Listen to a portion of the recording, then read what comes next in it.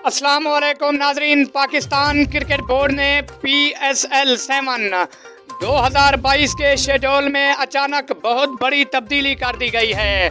तो तब्दीली कौन सी है, मुकम्मल तर तफसील जानने के लिए इस वीडियो को आखिर तक ज़रूर देखिएगा। लेकिन उससे पहले अगर आप हमारे चैनल पर न्यू हैं तो हमारा चैनल सब्सक्राइब करके घंटी के बटन को प्रेस कर दें ताकि हर आने वाला न्यू नोटिफिकेशन आपको मिलता रहे। तो आपका कीमती वक्त ज़ाय किए बगैर चलते हैं आज की वीडियो की तरफ और आपको बताते हैं कि पाकिस्तान क्रिकेट बोर्ड ने PSL 7 2022 के शेड्यूल में अचानक बहुत बड़ी तब्दीली कर दी है। पाकिस्तान सुपर लीग 7 अब 27 जनवरी से नहीं बल्कि 27 मार्च से स्टार्ट होगी।